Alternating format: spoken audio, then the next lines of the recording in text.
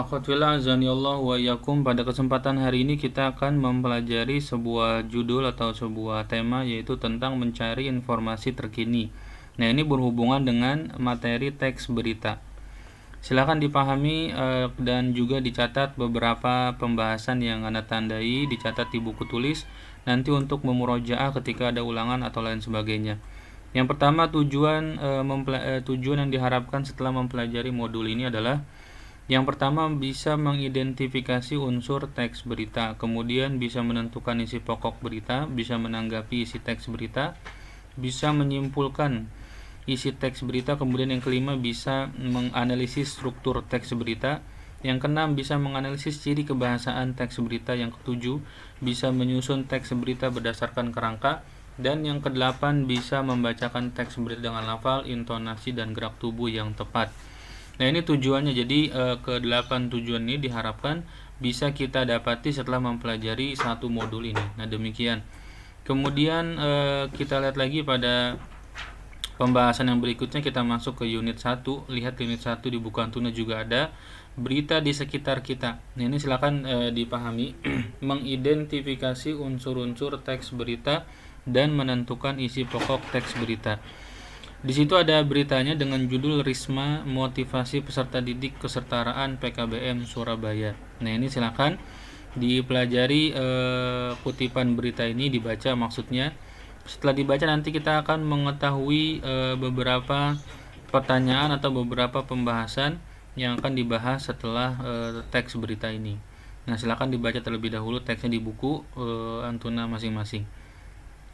Baik, setelah Anda membaca teks ini, maka kita akan lanjut lagi pada pembelajaran yang berikutnya, materi yang berikutnya, yaitu tentang pengertian dan fungsi sosial teks berita. Jadi kita lihat dulu pengertiannya di sini, tandai, dicatat di buku untuk bahan murojaah nanti. Teks berita adalah teks yang berisi tentang kejadian, peristiwa, atau informasi yang berupa fakta. Nah, ini adalah definisi atau pengertian dari teks berita. Silakan diulangi lagi, teks berita adalah teks yang berisi tentang kejadian, peristiwa, informasi yang berupa fakta. Jadi ciri-ciri utama berita itu isinya adalah berupa fakta. Sebagaimana yang dulu kelas 7 pernah Antuna pelajari, fakta adalah segala sesuatu yang sesuai dengan kenyataan atau yang sudah pernah terjadi. Nah, itu adalah contoh dari fakta. Kemudian lihat lagi di bawahnya ini yang di bold lagi, teks berita berfungsi untuk memberikan informasi kepada masyarakat terhadap hal-hal yang terjadi di sekitarnya sehingga menambah wawasan pembaca atau pendengarnya. Jadi yang pertama di halaman ini kita bahas definisi berita. Silahkan ditulis, yang pertama apa? Definisi berita. Yang kedua apa? Fungsi dari teks berita tersebut. Nah, silahkan dicatat dua materi ini, dua kalimat ini di buku tulis nanti untuk memurojaah kembali pelajaran yang pernah kita bahas ini. Berikutnya akhwatullah azanillahu wa yakum, yang bagian B ada unsur-unsur teks berita. Unsur-unsur teks berita ini sebagaimana yang Antuna pernah pelajari di kelas 6, itu ada 6 unsur. Apa saja itu? Ada what, where, ini ada di sini. Yang kita bold dulu deh, kita bold dulu, tandai. Ada what, where, when, who, why, dan how. Nah, ini semuanya adalah masuk ke dalam unsur-unsur berita. Pertama, kalau di sini kurang satu ya, karena cuma 5, nanti kita tambahi saja. Ini tidak ada when-nya di sini. Pertama, what. What itu apa? What itu apa artinya? Berkaitan dengan peristiwa apa yang sedang terjadi, yaitu peristiwa ataupun kegiatan yang sedang diberitakan. Kemudian yang kedua, di mana? When. Berkaitan dengan tempat peristiwa itu terjadi.